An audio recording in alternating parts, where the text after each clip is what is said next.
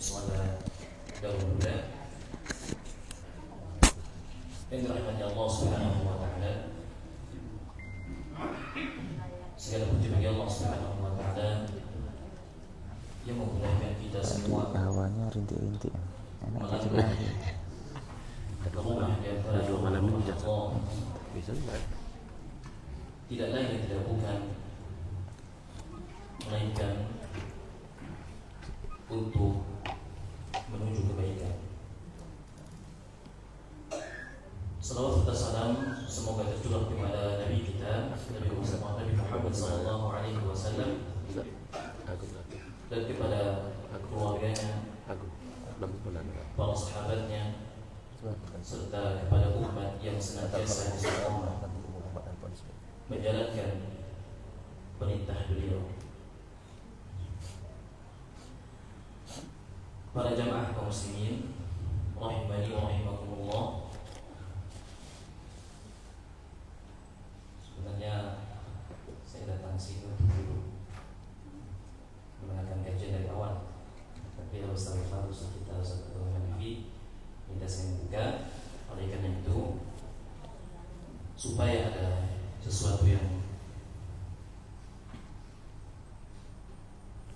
manfaat dari apa yang saya sampaikan, mungkin sedikit mengingatkan kepada kita semua bahwa duduknya kita di majelis ilmu ini, yang paling utama adalah bagaimana kita mengikhlaskannya karena Allah Subhanahu wa taala, dan bersungguh-sungguh mendengarkan kajian yang insyaallah taala disampaikan oleh Al-Ustaz Al-Fawwi, Al-Ustaz Abu Yusuf Ahmad Jafar hafizahullah taala. Tentang ikhlas ini, Al-Imam Ahmad rahimahullah taala mengatakan, wa bihadza yartafa'u qaum, dengan ikhlaslah kaum Allah Subhanahu wa taala mengangkatnya. Dan hendaklah kita bersungguh-sungguh mendengarkan apa yang akan beliau sampaikan. Sebagaimana kata Imam Al-Junaidi rahimahullah taala, "Man talaba ahadun syai'an bi jiddin wa sidqin illa nalahu kullahu aw ba'dahu, wa illa nalahu kullahu yanalu ba'dahu."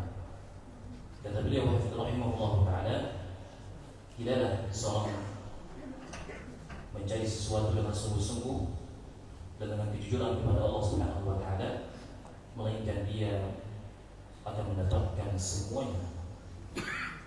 Kalaupun tidak, maka paling tidak dia mendapatkan apa? Sebagian.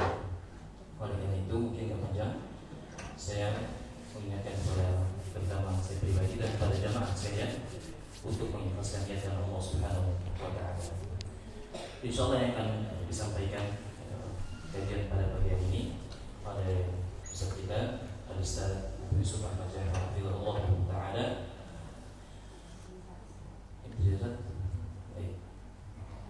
tempat dan waktu kami persilakan.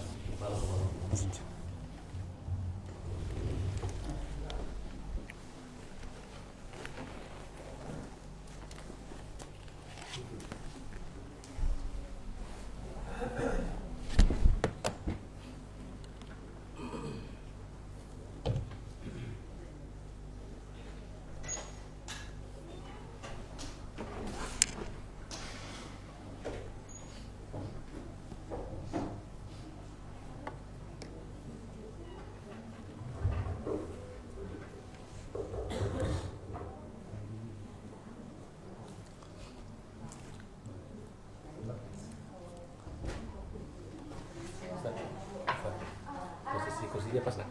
Sebelah.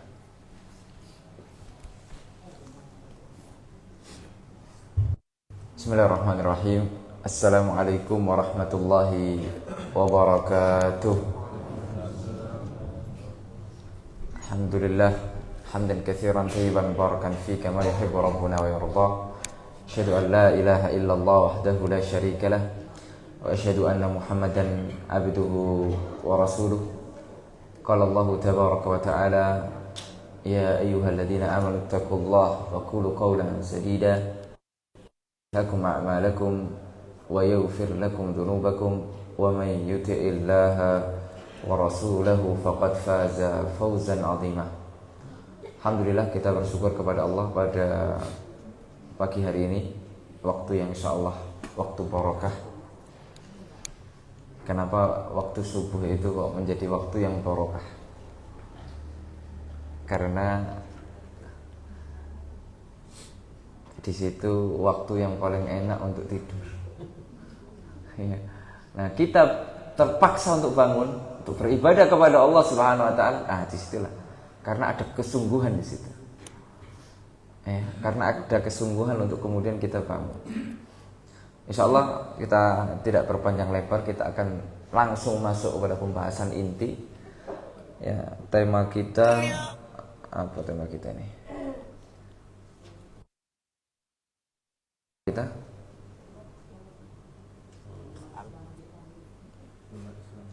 umat Islam wajib tahu. Nah, itu dia. Jadi berarti ini umat Islam berarti semuanya, baik itu penuntut ilmunya atau orang awamnya, tidak boleh tidak tahu, wajib tahu. Makanya menuntut ilmu itu terbagi menjadi dua, ilmu yang fardu ain dan ilmu yang fardu kifayah. Nah, ini pembahasan kita. Nah, semua kaum muslimin harus tahu ilmu yang fardu ain, yang harus dia pelajari. Al-Imam Ibnu Ruslan, beliau mengatakan di dalam Zubat tentang ilmu yang fardu ain apa saja. Oleh karenanya Al-Imam Malik, Imam Malik dulu ditanya tentang ilmu, maka Al-Imam Malik mengatakan tentang menuntut ilmu syar'i, beliau mengatakan kulluhu khair, semua ilmu syar'i itu baik. Walakin undur, kata Imam Malik, walakin lihatlah, akan tetapi lihatlah ila ma tahtajuhu fi yaumika wa lailatika fadluhu. Akan tetapi lihat dulu, karena semua ilmu itu baik, tapi lihat apa yang engkau butuhkan pada keseharian, keseharian kita, apa yang kita butuhkan. Kemudian setelah kita tahu apa kebutuhan kita, maka pelajarilah sesuai dengan kebutuhan kita. Nah, kebutuhan kita adalah ilmu fardu ain. Karena semua umat Islam harus tahu, tidak boleh tidak tahu. Kalau selagi dia tidak menuntut ilmu yang fardu ain, maka hukumnya berdosa. Dan inilah yang dikatakan oleh Rasulullah SAW, talabul ilmi faridatun ala kulli muslim. Menuntut ilmu itu hukumnya wajib. Yang wajib di sini adalah ilmu fardu ain. Nggak boleh nggak tahu. Nah, yang menjadi pertanyaan apa saja? Sudahkah kita mempelajari ilmu fardu ain ini? Jangan-jangan kita terlalu mempelajari hal-hal yang panjang-panjang, hal-hal yang panjang lebar, sesuatu yang tapi ada dasar-dasar. Makanya dikatakan oleh Imam Ibnu Ruslan di sini. Beliau mengatakan fa farduhu ilmu sifatil fardi ma ilmi ma yahtaju mu'ad min dinillahi fid dawami katuhri was salati was siyami wal bai'i lil muhtaji lit tabayu'i wa dhahiril ahkami fis sana'i wa ilmu da'in lil qulubi mufsidi kal ujbi wal kibri wa da'il hasadi wa ma siwa hadha minal ahkami fardu kifayatin 'alal anami. Imam Ibnu Ruslan mengatakan ilmu-ilmu yang wajib ain, fardu ain itu apa saja? Beliau mengatakan ada 4 sini. Yang pertama, ilmu sifatil fardi, ilmu tentang Allah Azza wa Jalla. Ilmu apa itu? Ilmu apa? Ilmu tentang tauhid. Maka tidak boleh ada orang muslim kok nggak belajar tauhid. Nah, makanya prioritas yang harus dipelajari oleh umat Islam adalah pelajaran tauhid. Bagaimana mengenal Allah. Karena kita diciptakan untuk ibadah. Bagaimana kita bisa ibadah kalau kita tidak kenal dengan yang kita ibadahi? Makanya Syekh Muhammad At-Tamimi rahimahullah ta'ala beliau punya kitab kecil ya, Usul Ats-Tsalatsah. Masya Allah, Usul Ats-Tsalatsah ini menunjukkan kefakihan beliau. Yaitu apa? Beliau menulis sesuai kebutuhan orang. Inilah ilmu fardu ain. Ma'rifatul Rabb, ma'rifatullah, mengenal Allah. Ya. Sudahkah kita kenal kepada Allah? Ya. Kalau kita tidak kenal Allah, bagaimana kita bisa menyembah Allah? Ya.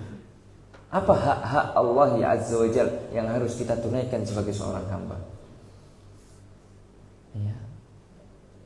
Oleh karenanya ma'asyiral muslimin rahimahullah, ini hal yang tidak boleh luput daripada kita, ilmu tauhid. Makanya Syekh Abdul Aziz bin Baz rahimahullah ta'ala, ketika beliau ditanya, Syekh, kita sudah selesai belajar kitab tauhid atau tentang tauhid, kitab apa saja, apalagi yang kita pelajari? Kitab tauhid lagi, apalagi tauhid lagi, terus menunjukkan belajar tauhid ini enggak satu kitab hatam selesai, tidak. Kalau diulang-ulang sampai mati, karena kita tidak tahu kita bisa istiqomah di atas tauhid atau tidak. Ya, makanya jangan bosan, karena syiar dakwah Ahlussunnah wal Jamaah Salafiyah adalah dakwahnya di atas tauhid. Ya. Kenapa para sahabat itu kok mudah mereka meninggalkan maksiat? Mudah mereka taat kepada Allah ketika turun ayat khamr. Tentunya dengan tahapan-tahapan di dalam Al-Quran. Ketika turun terakhir haram mutlak, secara mutlak, para sahabat karena sudah tertanam di dalam hatinya, ditumpahkan khamr-khamr itu di jalanan sampai kota Madinah. Ketika itu banjir dengan khamr. Wanita-wanita ketika turun ayat hijab, langsung bahkan mereka berhijab dengan apa? Gorden-gorden itu, mereka tutup auratnya. Kenapa mereka langsung melakukan itu? Karena tauhid sudah tertanam. Makanya dakwah tauhid itu adalah dakwah yang pertama. Kalau kita menyerukan ini halal, ini haram, tapi tauhid belum tertanam dalam hati masyarakat, tidak terrealisasi. Tidak ada rasa takut masyarakat itu kepada Allah. Tapi tauhidnya belum tertanam. Makanya harus pelajari. Ya, tauhid. Makanya kalau kita mau memberantas riba, kuatkan tauhid. Mau memberantas perzinahan, memberantas khamr, memberantas judi online, memberantas LGBT, tanamkan tauhid di hati masyarakat. Makanya beliau kitab kecil At-Tauhidu awalan ya Islam. Tauhid dakwah itu, tauhid.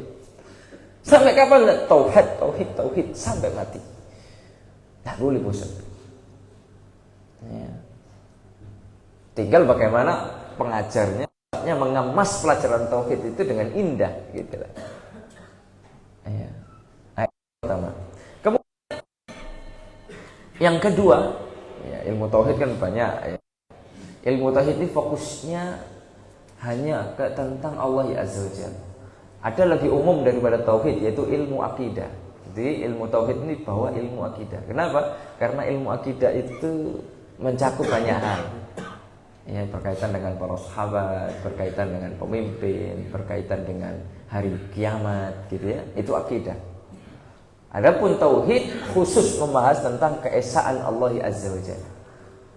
Lalu kemudian yang kedua, di antara yang umat Islam itu wajib tahu, ya, ilmu fardhu ain yang harus dipelajari, yaitu min fardhi dinillahi fid dawami, yaitu kewajiban sehari-hari yang Allah wajibkan kepada umat manusia. Dicontohkan oleh Imam Ibnu Ruslan, walaupun ini tidak semua disebutkan sama beliau, tapi beliau contohkan yang paling besarnya. Katuhri wassolati wasyami. Seperti apa? Bersuci. Wajib umat Islam belajar bersuci, toharoh belajar. Ustaz, saya dulu belajar pernah SD, murojaah lagi. Makanya Syekh Abdul Aziz bin Bas, Masya Allah, beliau menulis satu kitab kecil. Kenapa kok Syekh bin Bas nggak nulis kitab tebel-tebel? Ya, saya ini nulis fokus untuk orang awam yang wajib-wajib. Beliau punya kitab apa? Durusul Muhimmah. Ya, Durusul Muhimmah. Pelajaran-pelajaran penting. Beliau sebutkan di situ tentang rukun toharo, tentang di situ ada rukun sholat, Masya Allah. Juga beliau singgung di awal-awal tentang tauhid. Ini luar biasa. Ini menunjukkan kefakihan ulama ini. Apa yang dibutuhkan masyarakat? Nah, dia tulis itu. Ya, toharo, belajar di toharo. Ya, bagaimana wudhu yang benar, bagaimana tayamum yang benar kalau nggak ada air, bagaimana mandi besar yang benar. Ya, nah ini dibutuhkan karena tiap hari kita pasti melakukan itu. Kenapa kok toharo didulukan? Makanya di kitab-kitab fikih, ya, itu apa yang didahulukan? Kitab sholat atau kitab toharo? Kitab toharo. Kenapa? Karena syarat sah sholat ya toharo. Ya, nggak sah sholat seseorang kalau dia tidak toharo. Nah, wudhu dia, tiba-tiba sholat gitu aja. Ya. Nah, itu yang pertama. Ya, kewajiban yang pertama. Kemudian yang kedua, contohnya, atau contoh yang pertama, toharo. Ya. Kita pelajari itu fikihnya tuh. Ya, bagaimana sunnah-sunnahnya, bagaimana wajib-wajibnya, apa saja yang wajib-wajibnya. Ya, yang kalau wudhu itu kebanyakan, ya, luar biasa ya. Karena lihat di rest area, di beberapa masjid, ya, kalau kita lagi singgah, itu orang wudhu sembarangan. Kalau cuci kaki, kakinya itu udah dicuci, tidak rata.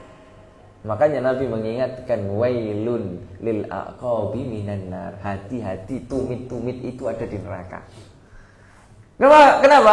Karena banyak orang kalau wudhu hanya sekedar apa?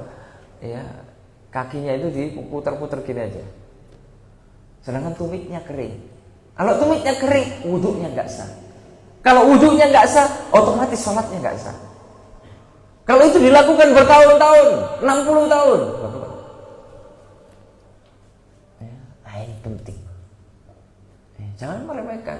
Makanya ustadz-ustadz yang ngajari tentang wudhu di TPA, di TPQ, ya, itu ustadz top itu, ustadz hebat itu yang mau ngajari tentang wudhu. Ya. Nah itu di kampung-kampung ini Masya Allah. Ya. Nah, itulah guru besar ini. Ya. Berani mengajari yang kecil-kecil ini. Justru inilah yang wajib gitu lah. Nggak bisa diremehkan. Lalu kemudian wassalati, tentang sholat. Ya, tentang sholat ini juga ya identitas seorang muslim ya. Saya pernah masuk ke pedalaman suku Talang Mamak. Itu jauh itu dari Pekanbaru. Ya, ada sebagian di sana itu masuk Islam, tapi nggak sholat. Jadi perbedaannya antara suku Talang Mamak dengan orang Islam katanya, yang Islam yang di situ ya, itu cuma tidak makan babi karena mereka nggak sholat. Bayangkan. Berarti ada tanggung jawab. Ternyata nggak semua orang paham bahwasanya sholat ini wajib. Padahal dikatakan para ulama masalah sholat ini ya maklum minad din bid-darurah. Semua orang harus tahu sholat wajib. Ternyata sebagian pedalaman ya. Makanya subhanallah kalau kita di kota ribut dengan al-udhur bil jahl. Ya, pembahasan itu terus ya, debat ini dan itu. Ya, kita lupa masuk di pedalaman sana ada orang yang belum sampai kewajiban ini. Belum tahu mereka tentang kewajiban ini, bayangkan. Ya. Dan di dalam Islam tidak ada keringanan untuk meninggalkan sholat sedikit pun, tidak ada. Yang ada hanya keringanan untuk menjamak sholat, itu saja. Atau dalam hay'ah, dalam sisi misalnya posisinya dia tidak bisa berdiri, duduk, nggak bisa duduk berbaring, nggak bisa berbaring, ya isyarat. Itu saja. Untuk meninggalkan tidak ada. Sangat luar biasanya kewajiban sholat ini. Kenapa? Rasulullah SAW langsung menerima kewajiban sholat fauqa sab'i samawat, di atas langit ketujuh, di Sidratul Muntaha, ketika Isra Mi'raj, ya, Nabi Muhammad SAW. Rasulullah juga mengatakan dalam sebuah hadis yang sahih, al-ahdu alladzi bainana wa bainahum as-salat faman tarakaha faqad kafar. Batas antara umat Islam dan non-Islam urusan sholat. Meninggalkan sholat terancam kafir. Ya. Nah, ini menunjukkan pentingnya sholat. Ya, jangan sampai kondisi apapun, sesusah apapun, kita meninggalkan sholat. Karena dosa besar meninggalkan sholat, termasuk al-kabair. Bahkan Anda coba lihat di Al-Kabair Lidzahabi, ya, bahwa saya meninggalkan sholat dosanya lebih besar daripada berzina. Kalau kita melihat ada saudari kita berzina, kita marah besar, ya, tapi kita biasanya santai-santai saja melihat anak kita nggak sholat. Padahal dosanya lebih besar. Ya, makanya perintah di dalam ilmu parenting nabawi itu, ya, bagaimana pendidikan ala Nabi Muhammad SAW, perintah sholat ini dilakukan dari usia 0. Walaupun tentunya beda-beda, ya, 0 sampai 7 tahun anak itu melihat bapaknya sholat, iktidak, mencontoh, ya, melihat. Baru diperintahkan ketika 7 sampai 10 tahun, 3 tahun diperintahkan. Sehari 5 kali, kali 3 tahun. Berapa kali? Sehari 5 kali, kali 3 tahun. Berapa kira-kira? 5 kali kira-kira, 5.000 kali sekian. Makanya jangan heran kalau sekarang mungkin kita dulu salah mendidik anak. Ustaz, anak saya sampai sekarang dia sudah besar tapi sholatnya malas. Kita flashback. Bagaimana Bapak? Sudah pernah nggak merintahkan anak sholat 5.000 sekian kali? Oh, nggak pernah Ustaz. Nah, ulangi lagi, perintahkan sampai 5.000. Karena pendidikan kita terlambat. Ya, makanya yang masih punya anak-anak kecil, ini dimanfaatkan tuh, usia 7 sampai 10 tahun, perintahkan anak sampai 5.000 kali itu. Karena 3 tahun kita perintahkan anak sholat sehari 5 kali. Harus sabar. Makanya dalam Al-Quran apa? Wa'mur ahlaka bis-shalah wastabir 'alaiha. Kamu dan ekstra sabar, bukan wasbir, tapi wastabir. Wasbir itu sabar, wastabir ekstra sabar atau super sabar. Ya. Nah, ini bahasa Al-Quran luar biasa. Ya, tahu bahwasanya memerintahkan keluarga itu sulit. Makanya butuh ekstra sabar. Kemudian di sini di contoh yang ketiga wasyami, puasa. Nah, ini puasa setahun sekali, yaitu puasa Ramadan. Adapun sholat tadi yang dimaksud adalah sholat 5 waktu.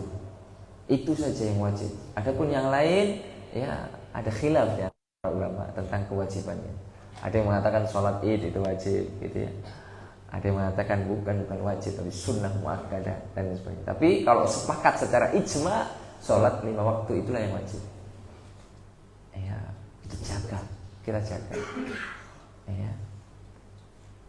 Walaupun kita tidak mencukupkan dengan sholat 5 waktu, kita tambahi dengan sholat-sholat sunnah rawatib, ya, duhanya, tahajudnya, ya, kalau ada sholat sunnah wudu atau sholat sunnah mutlak dan lain sebagainya. Lalu kemudian puasa, ya, kita pelajari itu. Ya, terlebih ketika awal Ramadan, ya, atau sebelum Ramadan masuk Ramadan, ya, ini yang dikatakan dengan munasabah, ya. Oleh karenanya Al-Imam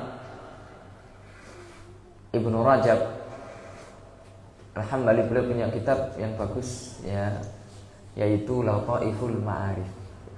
Itu kitab tentang munasabah. Ya, bulan ini apa saja amalannya. Bulan ini apa saja amalannya. Nah, kalau bulan Ramadan amalan terbesarnya adalah puasa. Makanya sebelum bulan Ramadan dipelajari itu fikih puasa, pembatal puasa, dan yang berkaitan dengan itu. Ya. Itu hukumnya wajib fardu ain. Ya. Karena kadang kita lupa, karena kan setahun sekali. Ya. Masih ada kewajiban-kewajiban yang lain, ada zakat. Ya kalau bagi yang sudah wajib zakat. Ya, karena zakat itu ada dua. Zakatul fitri yang dikeluarkan menjelang Idul Fitri, dan ada zakatul mal, dan ini kebanyakan orang tidak tahu. Banyak duitnya tidak tahu zakat mal. Akhirnya dalam Al-Quran nanti akan disetrika orang-orang yang seperti ini, menahan, nggak mau belajar. Ya. Oleh karenanya ini harus perhatikan. Kemudian yang ketiga, sebelum yang terakhir, ya, yaitu wal bai'i lil muhtaji lit tabayu'i wa dhahiril ahkami fis sana'i, yaitu ilmu tentang jual beli. Ini fardu ain dipelajari. Yaitu apa? Ilmu tentang muamalah. Ya, karena setiap hari pasti, ya, setiap hari kita ini umat Islam pasti, kalau kita tidak beli, kita jual. Kalau kita tidak jual, kita beli. Makanya harus tahu fikih dasarnya jual beli itu. Dan sembarangan. Nanti kalau kita tidak belajar, kita akan terjatuh ke dalam perbuatan yang haram. Riba, gharar, zalim. Ya, kemudian kita menjual barang-barang yang haram, yang tidak diridhai oleh syariat. Ya, karena kita tidak tahu fikih jual beli. Ya, tapi secara dasar saja. Ya, adapun fikih-fikih yang kontemporer, ya, itu juga kalau kita bergelut itu ya wajib kita pelajari. Ya, seperti bagaimana hukum Bitcoin, kripto gitu ya. Kalau kita bergelut di situ. Ya, kalau orang-orang kampung kan nggak tahu itu apa itu Bitcoin, apa itu kripto gitu. Ya. Ala kulli hal, ilmu ini fardu ain, wajib dipelajari. Tentang apa? Ilmu-ilmu dasar, fikih dasar tentang muamalah. Begitu juga masuk di dalamnya juga fikih dasar tentang apa? Akhwalus syakhsiyah, bagaimana hukum keluarga. Ya, nah kita kan nikah punya istri, bagaimana kewajiban seorang suami, bagaimana kewajiban seorang istri, bagaimana nafkah, bagaimana pengasuhan anak, bagaimana ini, bagaimana itu. Kalau kita tidak pelajari, dosa kita. Kita akan ada kewajiban yang kita tinggalkan. Ya, kita lalai akan hak-hak kita.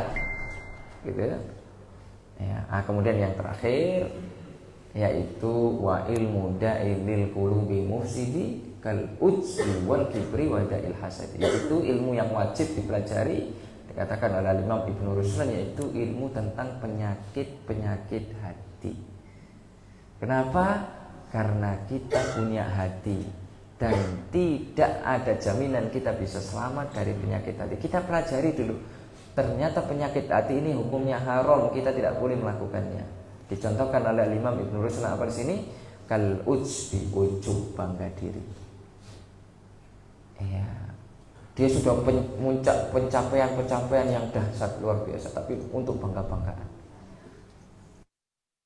Bangga-banggaan di hadapan orang, punya anak banyak, bangga-bangga dia punya istri banyak, punya harta banyak, punya gelar banyak, punya pencapaian banyak. Bukan untuk andil dalam Islam, tapi hanya banggaan. Nah, ini tidak boleh. Ya. Allah mencela itu. Ya, orang yang berbangga-banggaan, bermegah-megahan, gitu ya, hanya untuk menyombongkan diri di hadapan manusia.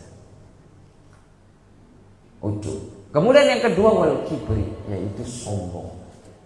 Ya, Sombong ini penghalang masuk surga. La yadkhulul jannah, kata Rasulullah SAW. Tidak akan masuk surga. Man kana fi qalbihi mithqala dzarratin minal kibr. Tidak ada masuk surga orang yang di dalam hatinya ada sebiji kesombongan. Ya, ada sekecil kesombongan itu, nggak bisa masuk surga.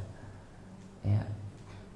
Kemudian dicontohkan di sini yang ketiga, kata beliau wadail hasad, hasud. Nah, ini bahaya, ini penyakit yang bahaya yang bisa merusak, bahkan merusak dakwah. Ini adalah hasad. Dan hasad ini biasanya satu profesi. Tukang ojek, hasadnya sama siapa? Ya, tukang ojek. Tukang buah, hasadnya sama siapa? Ya, tukang buah sebelahnya. Ustadz, hasadnya sama siapa? Sama Ustadz. Yang punya travel, hasadnya sama siapa? Ayo, hasadnya sama siapa? Yang punya travel. Hasad itu satu profesi, potensi besar gitu, untuk kemudian bermusuhan, saling hasad. Ya, dan ini di dunia nyata loh. Akhirnya apapun bisa dilakukan. Ya. Kalau kita ya sudah tahu ilmu tentang ini, ya kita bersaing saja secara sehat itu. Ya, tidak usah kemudian saling menjatuhkan, karena itu tadi penyakit hasad luar biasa. Ya, kecemburuan dan lain sebagainya. Ya, oleh karenanya ini ilmu yang wajib dipelajari oleh semua umat Islam, dan masih banyak penyakit-penyakit hati yang lain ya yang harus kemudian dipelajari ya. Karena kalau kita punya banyak ilmu tapi hati kita tidak bersih, hati kita kotor, punya banyak penyakit, ya itu rentan tergelincir, ya rentan ya. Oleh karenanya terus kita minta kepada Allah. Oleh karenanya Rasulullah SAW, padahal beliau itu dijamin surga, Pak. Ya, beliau selalu berdoa, dan ini harus kita terus baca doa ya muqallibal qulub. Zat, wahai zat yang maha membolak-balikkan hati. Kenapa? Sumya al-qalbu quluban. Ya, hati itu dinamakan dengan qulub atau qalb ya. Litataqallubihi, karena hati itu bolak-balik. Kadang A, besok lagi C, lagi D. Ya, enggak tetap, enggak istiqomah. Nah, itu sifat hati, bolak-balik. Makanya Allah mengatakan, Rasulullah SAW berdoa, ya muqallibal qulub, ya Allah, ya tsabbit qalbi ala dini. Ya Allah, istiqomahkanlah, tetapkanlah hati kami di atas agama. Ya, yang harus kemudian kita ulangi terus ya sampai kita bisa istiqomah. Ya, karena al-ibra yaitu bikamalin nihayah. Ya, bukan bikamalid bidayah tapi bikamalid nihayah. Itu ya dari akhirnya. Innamal a'malu bil khawatim. Sesungguhnya amalan itu berdasarkan akhirnya. Ya. Makanya kita harus terus bisa istiqomah ya sampai kita diwafatkan oleh Allah ya Azza wa Jalla. Dan itulah 4 hal yang harus umat Islam tahu. Ya, tidak boleh tidak tahu. Kalau tidak belajar 4 hal ini, hukumnya dosa, berdosa dia. Makanya yang sudah ngaji lama, ayo introspeksi diri. Sudah nggak kita belajar ilmu tauhid sampai hatam? Sudah nggak kita belajar ilmu tentang fikih sampai hatam? Fikih dasar. Sudah nggak kita belajar tentang ilmu muamalah dasar sampai hatam? Sudah nggak kita belajar tentang fikih hati, penyakit-penyakit hati sampai hatam? Kalau sudah, ulangi lagi, murojaah lagi. Kalau belum, ayo sekarang sudah fokus belajar ini. Request sama Ustaz, Tat, kita pelajari ini, Tat. Ini fardu ain.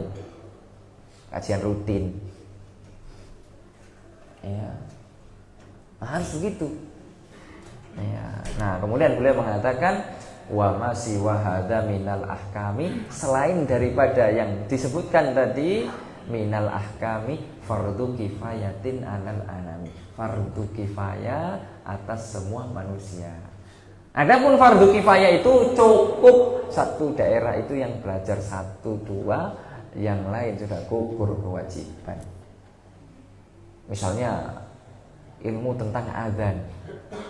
Satu orang cukup mempelajari ilmu tentang adzan, karena yang adzan satu orang, enggak semua. Yang lain gugur kewajiban. Ilmu tentang pengurusan jenazah. Misalnya di satu musola atau satu kelompok pengajian gitu ya, majelis taklim bikin untuk apa? Mengurus jenazah. Maka kalau sudah ada orang 5 orang, sudah gugur kewajiban satu kampung. Nah, ketika ada orang meninggal dunia, 4 orang inilah yang ngurusi, mulai dari memandikannya, mengkafaninya, sampai mengkuburkannya. Adapun yang lain hanya ikut menguburkannya. Ya. Itu contoh fardu kifayah. Tidak harus setiap orang belajar. Sudah ada yang mewakili di satu tempat, di satu kampung tersebut, satu komunitas itu sudah cukup. Kalau tidak ada yang belajar di satu kampung itu, makanya di kampung itu kalau nggak ada orang alimnya, satu kampung berdosa. Makanya didukung kalau ada orang yang kemudian belajar ilmu syar'i, ya, mempelajari agama, itu satu kampung harus mendukung. Kenapa? Karena agar tidak dosa semua satu kampung. Ya, karena itu ilmu fardu kifayah tuh, mendalami ilmu agama Allah ya azza wajalla. Ya, secara apa? Secara mendetail. Ya, bukan hanya sekedar fardu ainnya, tapi fardu kifayah juga. Ya, jadi itulah 4 hal, dan ini juga senada disampaikan oleh Imam Ibnu Qayyim Al-Jauziyah rahimahullahu taala dalam kitab beliau Miftah Daris Sa'adah, ya, tentang ilmu-ilmu yang wajib dipelajari. Ya, kata beliau, Al-Imam Qayyim mengatakan yang pertama, beliau juga mengatakan ada 4. Ya, mungkin beda sedikit redaksinya, tapi intinya sama. Imam Qayyim mengatakan di antara ilmu yang wajib dipelajari yang pertama ilmu tentang pokok-pokok keimanan. Nah, ini kan sama aja. Ya, yaitu iman kepada Allah, malaikatnya, ini lebih rinci sedikit. Kitab-kitabnya, rasul-rasulnya, dan hari akhir. Ya. Nah, ini akidah secara umum. Ya. Lalu kemudian yang kedua ilmu tentang syariat-syariat Islam. Ya, tentang wajibnya sholat, wudu, ya, tentang fikih wudu. Nah, ini sama aja. Puasa, haji, zakat, ini dirinci sama beliau. Ya. Lalu kemudian yang ketiga ilmu tentang hal-hal yang diharamkan. Apalagi keharamannya itu sepakat para ulama, ijma. Misalnya tentang haramnya khamar, haramnya zina, haramnya judi. Ya, itu kan sudah sepakat. Orang Islam sudah tahu, memandang itu buruk. Ya. Nah, itu wajib dipelajari. Lalu kemudian yang terakhir kata beliau, yaitu ilmu yang berkaitan dengan interaksi yang, ya, ilmu yang berkaitan dengan interaksi yang terjadi antara seseorang dengan orang yang lainnya, yaitu muamalah itu. Baik itu muamalah secara khusus, ya, misalnya istri, anak, keluarga, ya, ini tadi akhwal syakhsiyah tadi, ya. Adapun dengan orang lain secara umum, ya muamalah maliyah, ya, berkaitan dengan fikih muamalah dasar itu. Nah, itulah yang dikatakan oleh Al-Imam Ibnu Qayyim Al-Jauziyah rahimahullah. Ya, kalau kita sudah mengilmui ini semuanya, berarti kita sudah belajar ilmu tentang ilmu fardhu ain. Nah, tinggal nanti bertambahlah apa yang kita pelajari dari ilmu-ilmu fardhu kifayah. Ya, semoga yang sedikit menjadi pencerahan bagi kita sehingga kita lebih semangat lagi untuk belajar ilmu fardhu ain, karena ancamannya kalau kita tidak belajar ini dosa. Ya, dan alhamdulillah sekarang ini apalagi kita yang tinggalnya di dekat masjid, di kota-kota, ada kuota internet, itu tidak ada uzur lagi. Kecuali kita tinggalnya di pedalaman gak ada sinyal, baru mungkin ada uzur mereka. Tapi kalau tinggalnya di dekat kota, ya ada sinyal, ada listrik, dekat masjid lagi, ramai pengajian lagi, masalahnya kita nggak mau ikut, itu aja. Kita akan ditanya oleh Allah ya azza wajalla. Kita akan diminta pertanggungjawaban oleh Allah ya azza wajalla. Makanya semangat terus menuntut ilmu, semangat terus untuk ngaji. Sampai kapan? Sampai mati, sampai diwafatkan oleh Allah ya azza wajalla. Mungkin yang sedikit ini semoga bermanfaat. Ya, kurang lebihnya mohon maaf. Sallallahu ala nabiyina Muhammad wa ala alihi wa sahbihi wa sallam. Subhanakallahumma wa bihamdika asyhadu an la ilaha illa anta astaghfiruka wa atubu ilaik. Assalamualaikum warahmatullahi wabarakatuh.